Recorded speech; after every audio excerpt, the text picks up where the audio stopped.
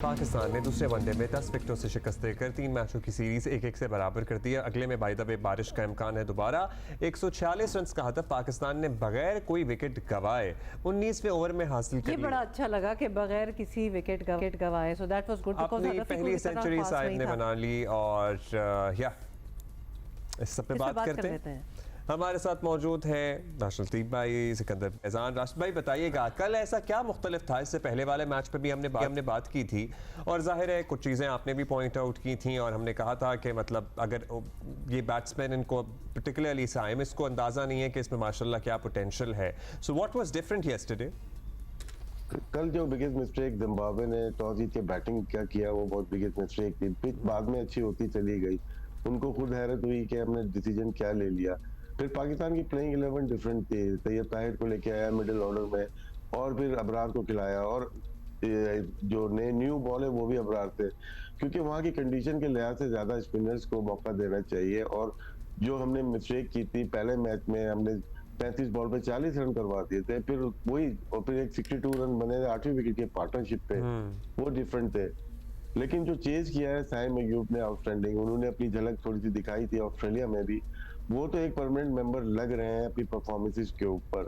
अब हमें अपने वो चीजें ढूंढनी है कि हमें चैंपियंस ट्रॉफी या साउथ अफ्रीका टूर में वनडे में किस तरह से तैयारी कर रही है। क्या हमारे पास दूसरा ओपनर अब्दुल्ला शफीक है, क्या हमारे पास तीसरा ओपनर फखर जमान है, क्या हमारे पास स्पिनर अबरार होंगे या फैसल अकरम होंगे या शादाब खान होंगे।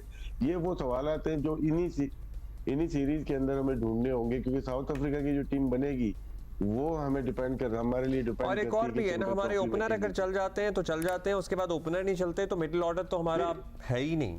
जी, ओपनर जो चल रहे हैं तो उसमें स्ट्राइक रेट का बहुत मैटर हो रहा है। अगर ऑस्ट्रेलिया की इनिंग्स देखें या यहाँ की देखें, अब्दुल्ला शफीक थोड़ा स्लो डाउन हो रहे हैं। अगर वो 82 की स्ट्राइक रेट से खेले तो 81 पे तो इमाम उल हक भी खेलते हुए आए, तो ये एक इशू होगा, क्योंकि वनडे क्रिकेट चेंज हो गई है। हम जो अभी खेल रहे हैं तो वो बहुत बड़ा टोटल नहीं मिल रहा हमें 150 का ऑस्ट्रेलिया में मिल रहा है, यहाँ पे कम मिल रहा है, हम 200 पे हम हार गए।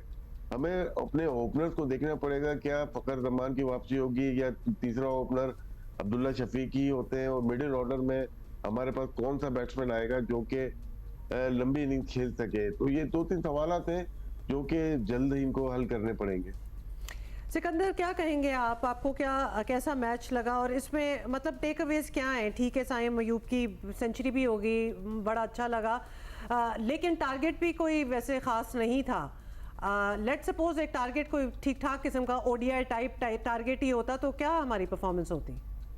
देखो हुमा, जब कल मैं आ रहा था ना, जो कतर से कराची वाली फ्लाइट थी उसमें सारे पाकिस्तानी थे, तो उन्होंने मेरे नाक में दम किया हुआ था। हर आदमी पूछा था क्या हो गया, 60 for 6, 60 for 6। मुझे बड़ी खुशी हुई है ये जीत देखकर। 148 एक क्लासी पाकिस्तानी स्टाइल से, जो पाकिस्तान की बड़ी टीम है वो एक छोटी टीम है, पाकिस्तान को इसी तरह क्लासी स्टाइल से खेलना था। मगर अब सवाल ये पैदा हो रहा है कि जो अभी जिक्र हो रहा है कि जी ओपनर्स का जिक्र हो रहा है, हम शान मसूद को क्यों भूल गए? हमें फकर को भी रखना चाहिए ऑप्शंस में, हमें इमाम उल हक को भी रखना चाहिए। इसी तरह कल मैंने प्रोग्राम में बात की थी कि जी जो फास्ट बॉलिंग के अंदर हम टेस्ट क्रिकेट के अंदर जब आते हैं तो मोहम्मद अब्बास को हम भूल गए। वो आउटस्टैंडिंग परफॉर्मेंस दे रहा है, काउंटी खेलता है, रेगुलर खेलता है, उसकी पेस उतनी है जितनी के मीर हमजा है, ये दूसरे बॉलर्स हैं, उनकी पेस उतनी है, वो भी बेचारा नहीं है। तो हमें इन सारे ऑप्शंस को ट्राई आउट करना चाहिए। मगर सवाल ये पैदा होता है कि अभी जो फैजान ने जिक्र किया था, इससे पहले मैंने भी अपने दूसरे प्रोग्राम में जिक्र किया कि जी टेस्ट क्रिकेट से पहले हमने वनडे खेला, अब वनडे से पहले हम T20 खेल रहे हैं। क्या लॉजिक है यार?